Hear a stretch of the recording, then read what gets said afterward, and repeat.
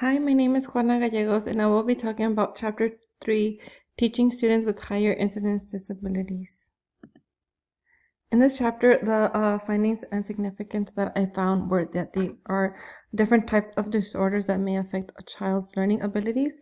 One of them was speech disorder, and in the chapter, it talks about that there are two forms of defining a speech disorder, which includes speech, which is basically a system of forming and producing sounds, and language that is considered as a system of communicating ideas. Within learning disorder, it involves understanding and using written language, spoken or written, and that consists of a student struggling with speaking, reading, writing, or spelling, as well as doing mathematical calculations.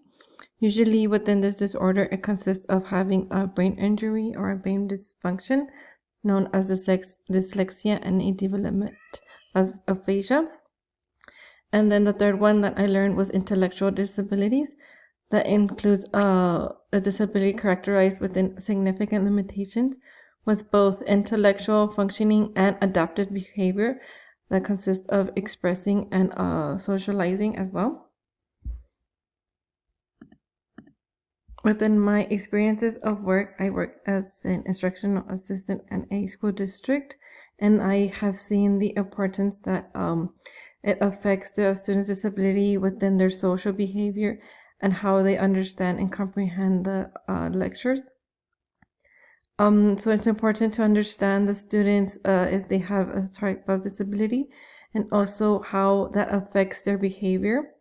And if we understand what the student has, it would encourage us to have students engage more and modify and adapt their lessons in order for them to participate and be more engaged.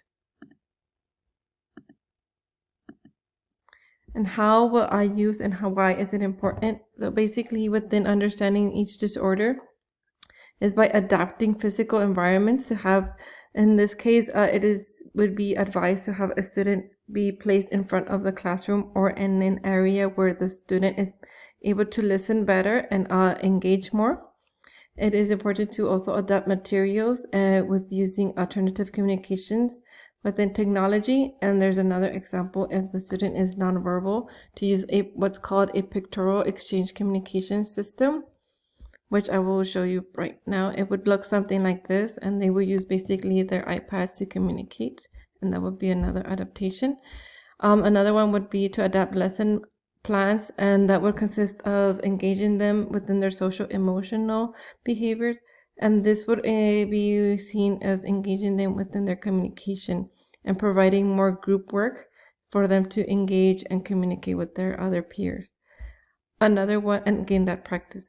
Another one would be to adapt instructional procedures. So this would be basically to appropriate a paced instruction and make sure that they're engaged. And this would be also by using more of questioning and offering feedback to the students.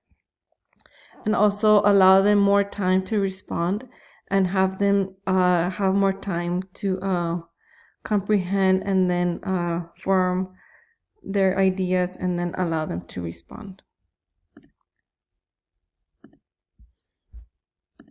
And in this chapter, what I took upon this is that there is the importance of awareness of the disorders, and that would consist of the causes and characteristics of each disorder, and understanding what type of disorder they have.